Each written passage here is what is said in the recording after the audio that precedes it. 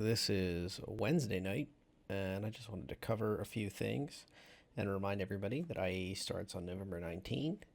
And you can see that it starts with Anvil and basically wraps up with Misk before the Best in Show. More on that in a moment. Misk is likely going to have a massive ship about the size of the Carrack, if rumors are to be believed, and it is not just an explorer, it is also a mining geared vessel, mining support vessel. It's huge, apparently, if all of the rumors are to be believed. Now, let's talk a little bit more about what we can expect for the IAE. There is a great post that came up done by Jack from CIG. And in this post, they talk about a few different things, the usuals. The biggest thing to remember is if you are just getting into the live accounts, the live server, be sure to set New Babbage as your starting location. If you do that, you're going to be made in the shade. You literally wake up from the Aspire Grand, you go downstairs through the elevator like usual, and then you go on the train and you go towards the Commons. So when you're at the train station, it's the right train, where the left train is your spaceport, and the right train also will have signage next to it showing this. They show this little map. It's a little, the route's a little, circuitous. But the deal is, like, when you're at the Aspire Grand, the right train takes you around to the Commons, but the stop right before they add is the Tobin Expo Center, which is where IAE will take place. And for the record, the Commons is pretty awesome. That's a good place to meet up with folks and catch up. Get some gear, whatever you want if you don't want to look like a default character or be running around in a gown. Recommend buying a couple t-shirts and some pants, especially pants. T-shirts are available at the show for like 800 UEC. Same with hats. But one thing that I've noticed is that pants are kind of in short supply if you don't want to wear a spacesuit for whatever reason. If you want to wear a manufacturer's shirt, which are all available out front of the inside the lobby of the IAE Expo, just like in Jump Week, and there's some really cool stuff there.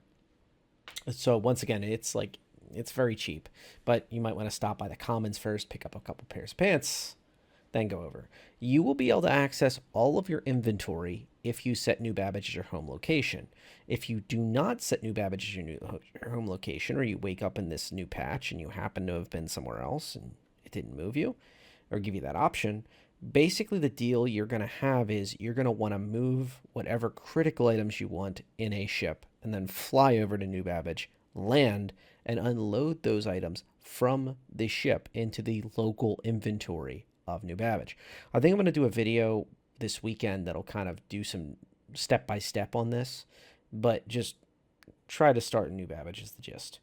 It says it explains the gates open November 19th. Sounds like Disneyland. Gates open. Sorry.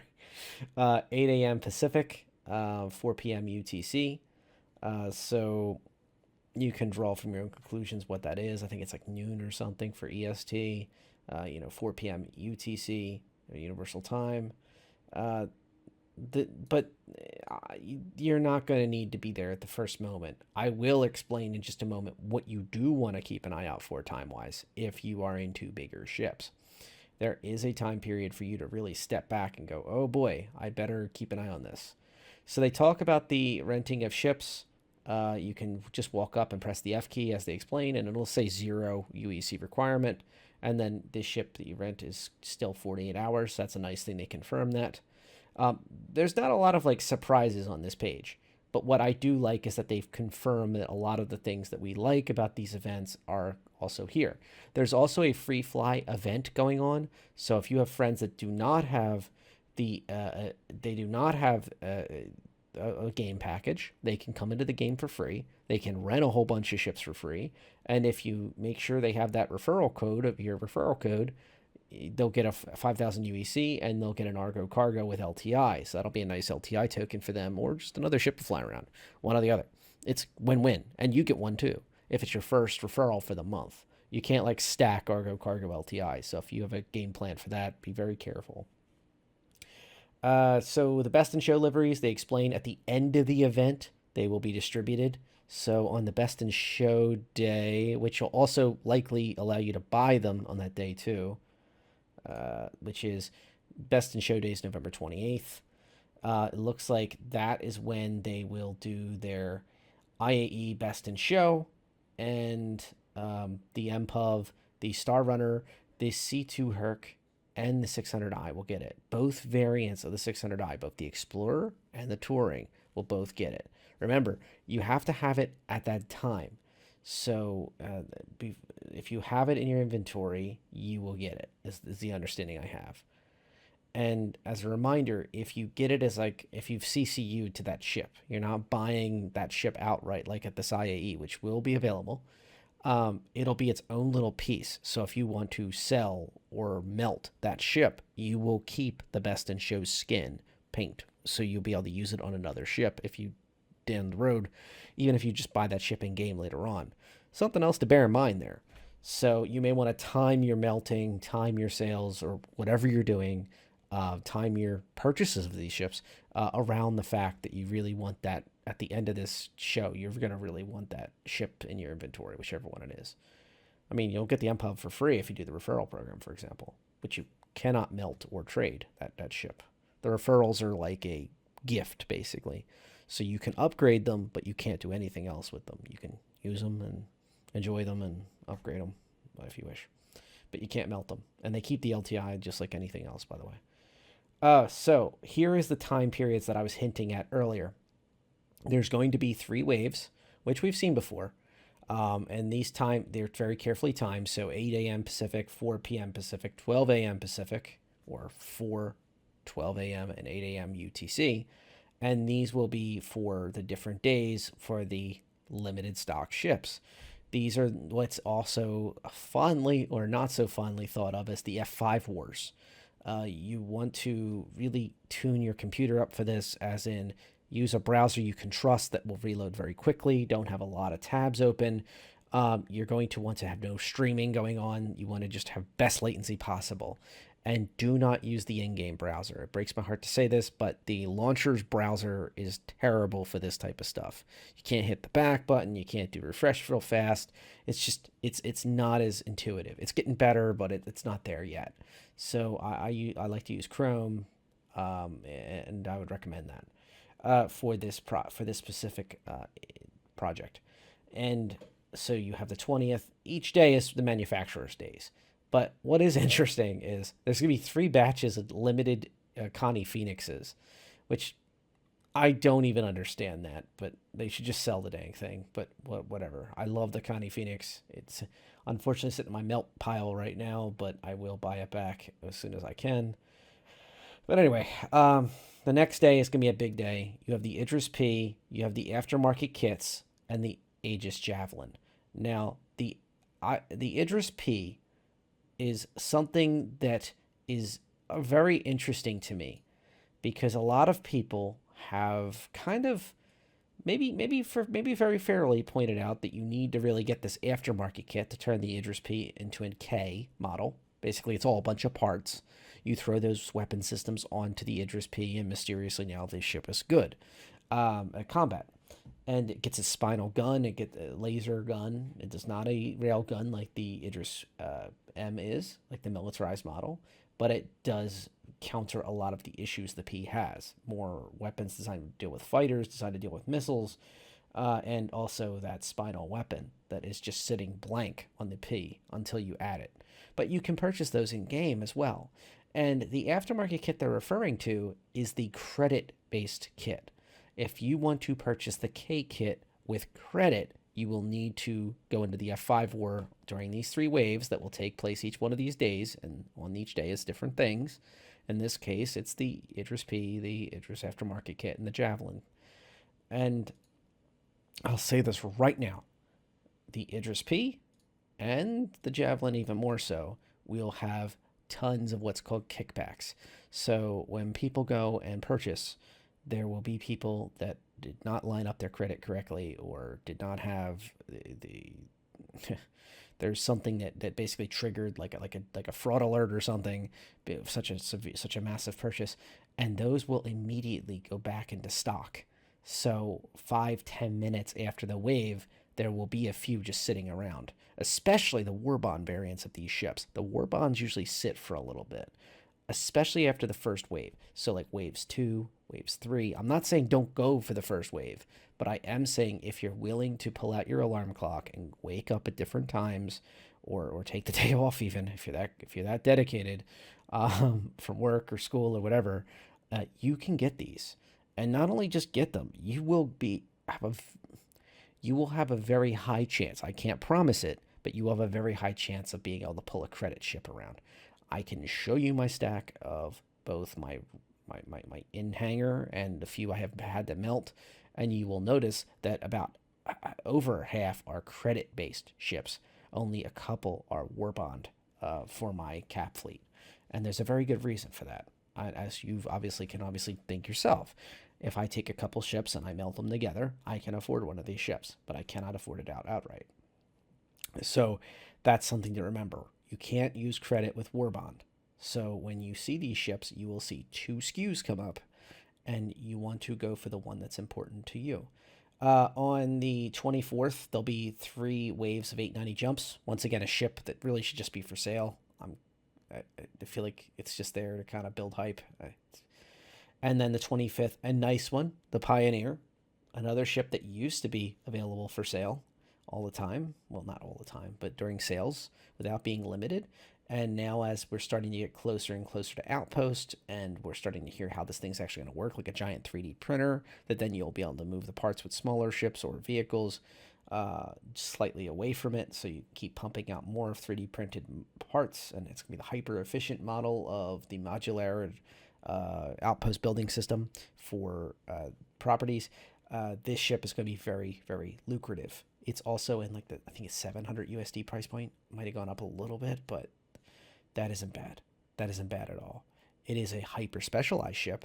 It is a deployed ship that must be protected, and it's going to light up like a Christmas tree to anybody who wants to bomb it, maybe with the A2, or torp it with the with the Polaris or something. But this is something that is worth having. And I do see Pioneers with 10-year insurance or lifetime, if you're blessed enough to have one of those from the old days. This is a ship to have. Drake Kraken, the Kraken Privateer, and the Drake Kraken Aftermarket Kit. Once again, I think the Kraken Aftermarket Kit, I have both Krakens. Actually, my Privateer's melted, but I don't think the Aftermarket Kit's available all the time. I think you have to actually get it in one of these sales. And it's like 300 USD. It is not cheap to upgrade a Kraken to a Privateer. I have endless videos discussing different little nuances of the Kraken and the Kraken Privateer, so I'm not going to weigh in dramatically here. It's supposed to be a shorter video, kind of getting you ready for IAE with a limited shelf life. Just a day or two, they're going to be talking a lot more about IAE, but so the Kraken Privateer, the gist is they take out the auxiliary fuel tanks, they take out the Dragonfly Bay, and they take out most of the cargo, just around 3,000 SCU of cargo. So instead of 3,900 SCU, it has 900 or so SCU of cargo, and in exchange, it gains 10 stores, 8 public, 2 private. The stores do have around 200-300 SCU, something like that, cargo space. It might be a little bit less than that, but the gist is each one will have a sideload cargo area dedicated to its store. It will be awkward to get things loaded in and out of there. And one nice thing about the Privateer people don't think about is that it has at least 10 additional habs. Where those auxiliary fuel tanks were ripped out of, it has habitats that are added for the shopkeepers. I've been advocating for hopefully 12 or 14 ideally. I like to see support staff as well, like maybe 2 security personnel, as well as maybe 2 more folks that are just moving modules around and parts to different stores. So hopefully there's a lot of space in there. I feel like they limited it on purpose to keep it down. Also, the Privateer has that nice capacity with all those extra habs. If you have a big org and you don't care as much about the fuel load for long distance operations, you can use it as a base even better, because each hab you can sleep in. There's a bed in there. There's storage, at least small storage. There's even hangouts outside of it, at least in the concepts they showed. in the old days. So you can see a lot of the value nowadays. And then on the 27th, the MISC Hull E. Now I'm inferring from the fact that they're only putting the Hull E on here as limited, that they're keeping to letting people have easier access to the Hull D, maybe even CCUs to the Hull D, I would likely assume. Usually when you don't see a stock limited ship at the IAE, which is every ship in the game, during Jump Week, they can get away with saying, "Oh, only military-related ships," but and Drake for some, but in the IAE, it's basically every ship in the game except for stock limited, and then the stock limited, you have these different opportunities. Aside from like, we made an agreement with AMD or Intel or somebody for this specific tiny little ship, but or variant, but this specific stuff is what I'm inferring. So if you're looking for a Hull D, it will be available. And Hull C, Hull B, Hull A, especially getting ready for the Hull C coming up, it's looking pretty good. But yeah, the Hull E will be the one to look at as a Hull limited ship. Remember, you have 3 waves to go through. As a reminder, if this is your first expo, you really need to alarm clock these. This was usually the dead zone. One other thing to keep in mind, the different waves sometimes will have different amounts of the ship. So you may have 150, let's say, of this. I'm picking a random ship. Let's say the Idris P. Let's say they had 150 in this, 150 in this, 50 allotment in this, because it's understood that's a dead zone time frame. So do bear that in mind, that it may not. Do not wait. If you have an opportunity to get what you want, grab it. So that's pretty cool. IAE is pretty exciting. I think that all these different things are great. Jax McCleary's coming back. Very excited. I'm great to see. I love seeing the new community stuff. Zark's been doing a good job on that, kind of building hype. And I can't wait to see y'all. I'll be running around this weekend in the New Babbage area. Just checking out the show, running around, hopefully doing some PvP, PvE content. And anybody and everybody is, as always, welcome to come fly with me. Come shoot at me. Come high five me. I wish we could do that in game now. When VR finally comes in, I'm going to be high fiving everybody.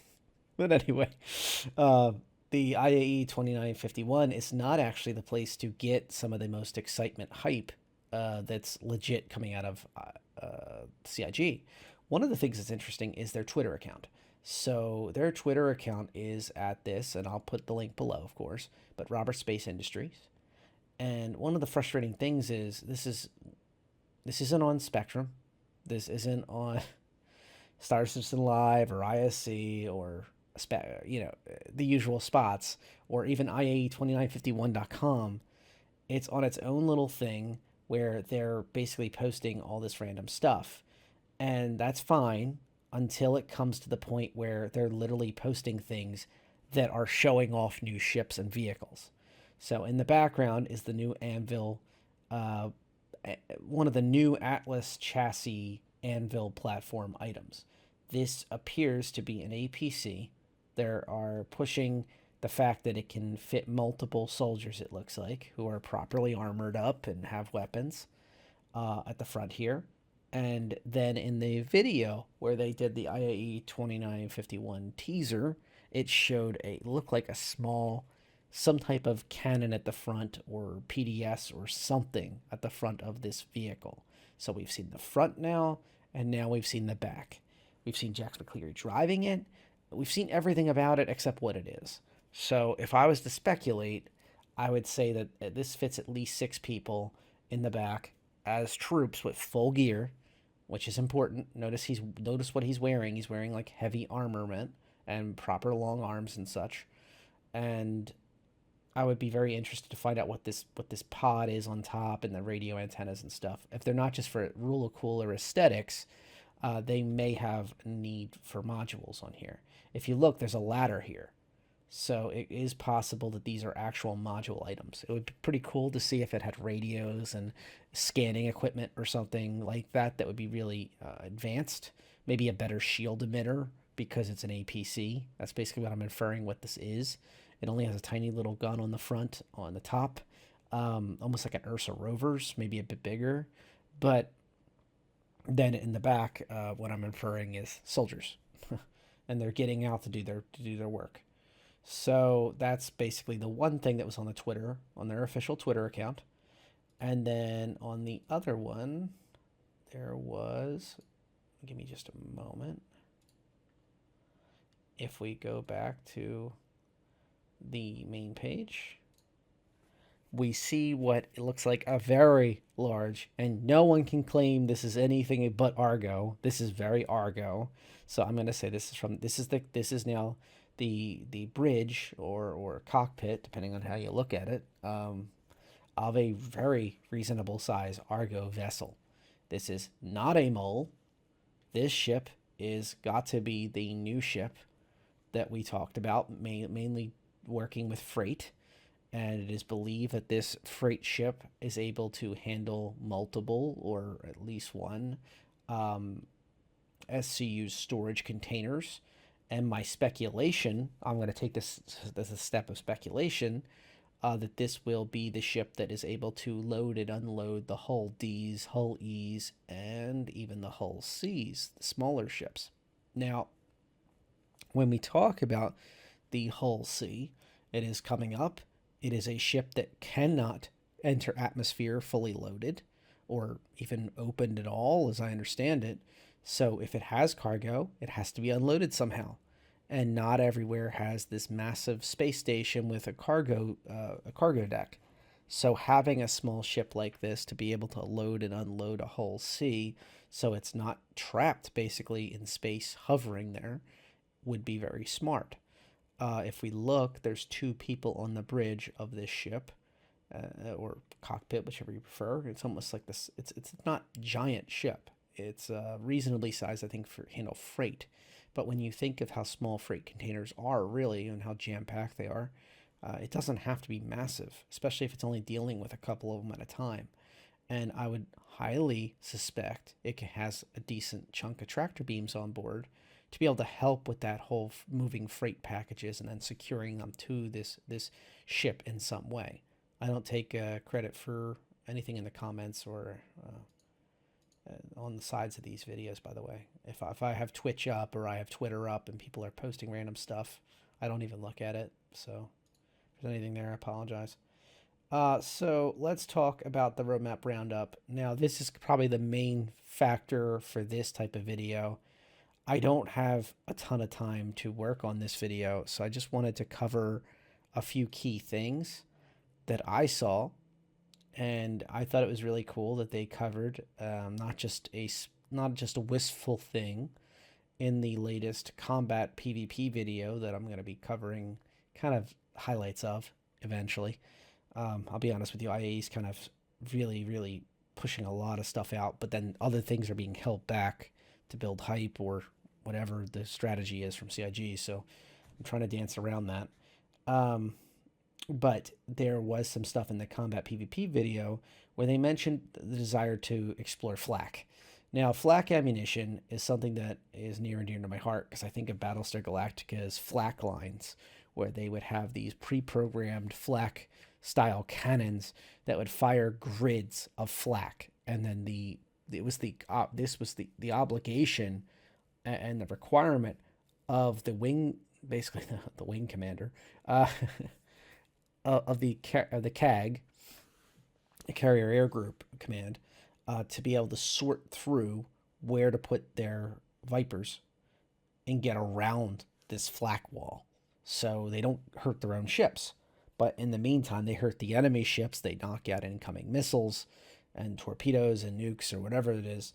And this is something very cool. I think flak is something for bigger ships would be very exciting. I think this is one of those, like, the bigger you go, the more exciting it really gets. And I'd love to see risk versus reward. When you load a whole bunch of flak ammo on your ship, you should get punished with, like, if your enemy starts trying to kite you and this flak can't reach out as far as a traditional ammunition type. It would be cool to see people have to specialize and make considerations like that, and maybe have a couple different types of ammo, but now you have to have your team running around reloading the weapons with a different type of ammo because the autoloaders or the loading NPCs or whatever were busy using a different kind. So I think that'd be really neat to be able to do those switches on the fly, but like have some type of consequence and reward for picking the right kind of ammunition. And it's all part of that kind of strategy gameplay and kind of getting into the mind of the enemy. Very exciting stuff. The solar bursts that they're talking about are pretty neat. Yeah, so flak ammunition being added to the progress tracker is very exciting. It wasn't just a thought that was talked about in a video. This is something that's literally being tracked on their progress tracker, and that's pretty damn cool. Gravela physics rework. So this is something that's going to be, I think we're going to have Gravela's physics be reworked 50 different ways. But in this specific one, they're talking about vehicles when hovering and driving flight models, on hover bikes, getting that working. I think the X1's coming up soon, especially with the 400i putting pressure on them to get that kind of moving. That makes sense.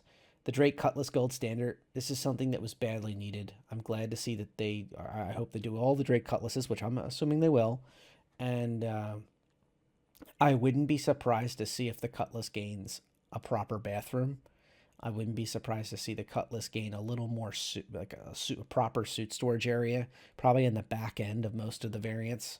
So yes, I literally understand that it's probably not the best idea to have your suit storage in your what is your makeshift airlock in the red, for example.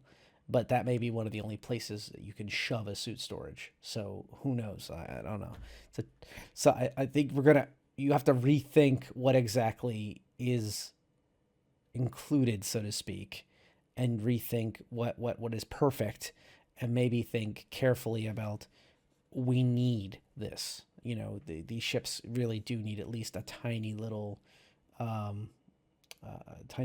bathroom to really do their job properly, unless that's part of the Drake Cutlass, is that it's meant to be super close range. It's like the helicopter of a utility helicopter.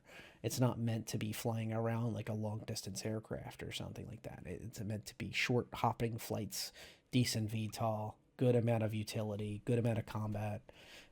So that would be kind of interesting to see if throughout the Gold Pass they really don't start throwing in some of those amenities. And yes, I use that word. I know that's a cringe word for Drake fanatics, but it is worth talking about. These things will come up, especially when you start trying to get around a less inhabited system like Pyro, or just Outpost in general in Stanton, before we even talk about Pyro. Unfortunately, temporarily removed was Long Distance Probing, Hangar Manager App V1, Bounty Hunting V2, and the RSI links. The links is not that huge of a loss right now, but that Long Distance Probing and Hangar Manager app really hurt me when I read them. The Hangar Manager app is really a good option because it allows people to be able to pull up their mobiGlas and do changes to their hangar stuff. Queue up a ship if you want it. And also, if you want to file an insurance claim, as soon as you wake up from death, or as soon as you wake up from somebody recovering you, you can literally pop open that mobiGlas and bam, start filing the insurance. And that means that's cutting off valuable time back into your play schedule.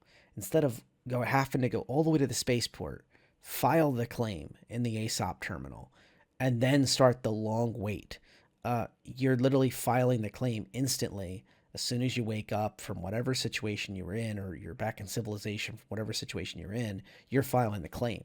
So by the time you finally get back to a spaceport or some other place, like a Platinum Bay for a vehicle, for example, you're able to queue up a ship, basically, or a vehicle. That's especially essential for people that really like a specific ship or have a very small fleet. Some people genuinely play one ship and then they go, oh, well, a glitch happened, I died, and now I guess I'll log off. IAE is a little different. You can rent every ship in the game. There's very limited excuses. Every day you're gonna have exciting new choices, but in normal play, especially for people with less ships, that's unfortunate to see that. I do understand that Hangar Management App V1 is kind of tied a little bit to persistent hangars, like the idea of you're going to rent your hangar, especially in your major locations, like your starting planetary landing location, for example. I understand that that's going to be kind of tied in for obvious reasons, so that might be a good reason. But still, it's frustrating to see any of that type of stuff. Long distance probing was off grid probing, where you could chuck the probes and physically start like stalking down people or finding a relic or finding an NPC you're trying to hunt bounty wise. It's unfortunate to see that, but I do understand that that's a longer term goal, and that ties in very closely with Bounty Hunter V2, just in a roundabout way.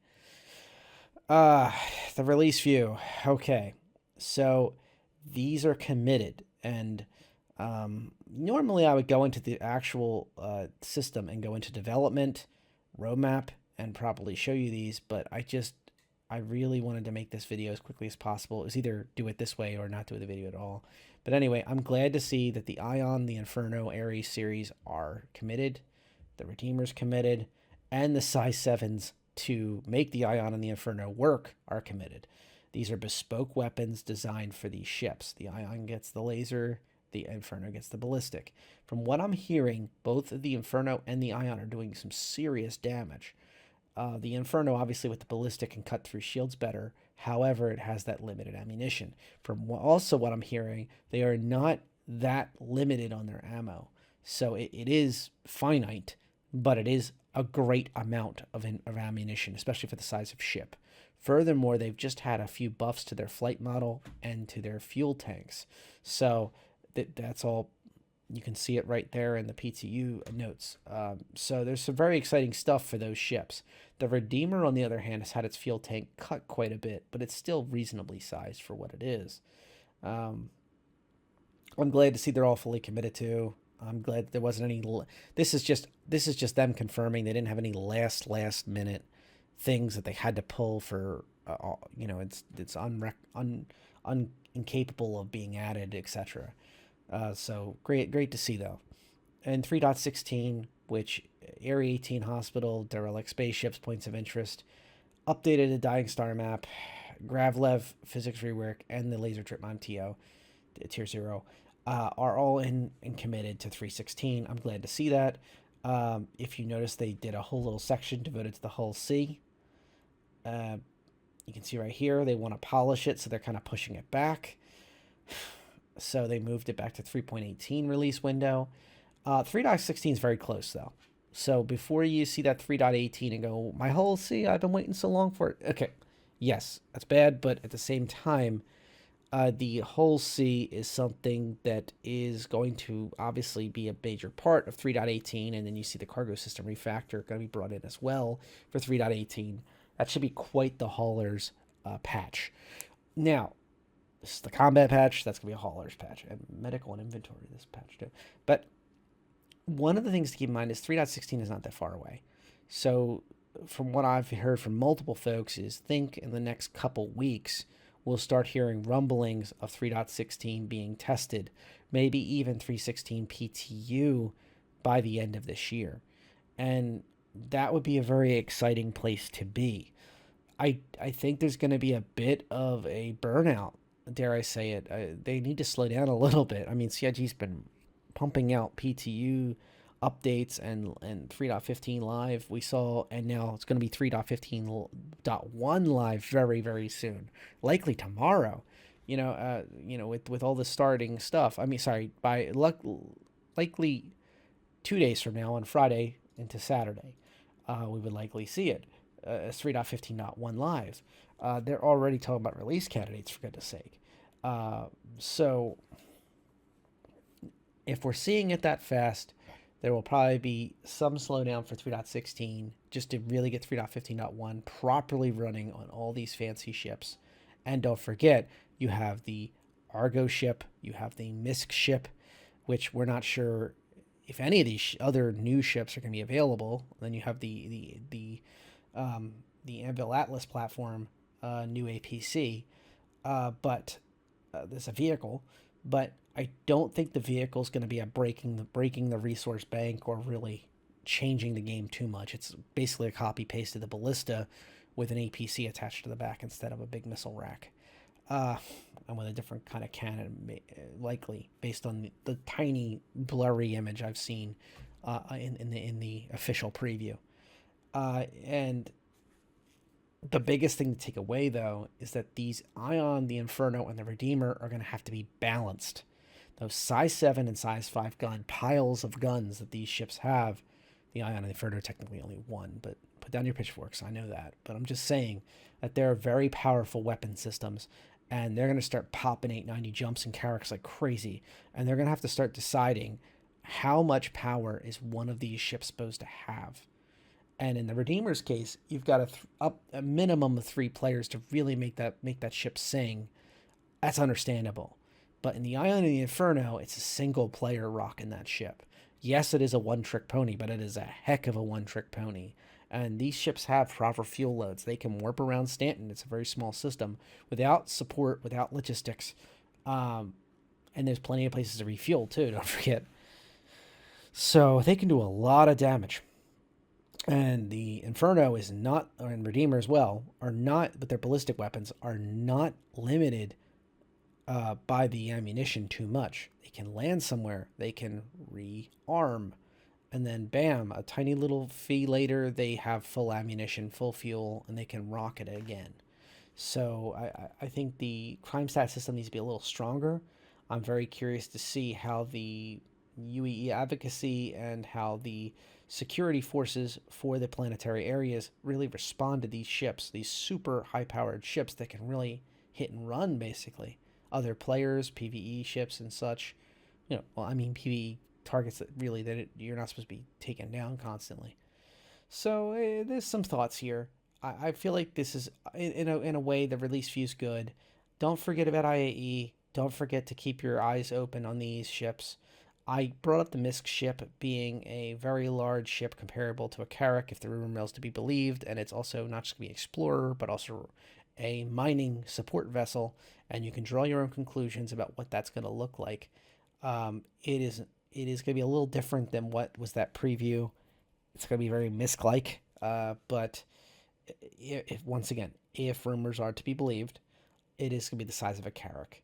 So what I'd recommend to folks looking heavily at the Carrack or already have a Carrack is don't go melting anything. Don't do anything crazy. You can always pick up a CCU in the early days, like Anvil Day, for example, to a Carrack, and you can literally just sit on it. And then if you like what you see on November 27th on Misk Day, you can melt the Carrack CCU, or melt your Carrack, or CCU your Carrack to this new Misk ship. If it's the same size, makes a lot of sense. One other thing to remember is you don't have to apply a CCU immediately. You can sit on it for ages. So if the Misk ship is not straight to flyable, you can literally have the situation where you have a nice ship, then you upgrade to that Misk ship once it's finally available if it meets what your desires are. I do like the fact that it's a mining support vessel as well as an explorer, because the Carrack is more military and happens to be explorer. The Misk ship is more explorer and happens to be mining. I think that's kind of a cool nuance to them. I didn't expect the mining background, but there it is.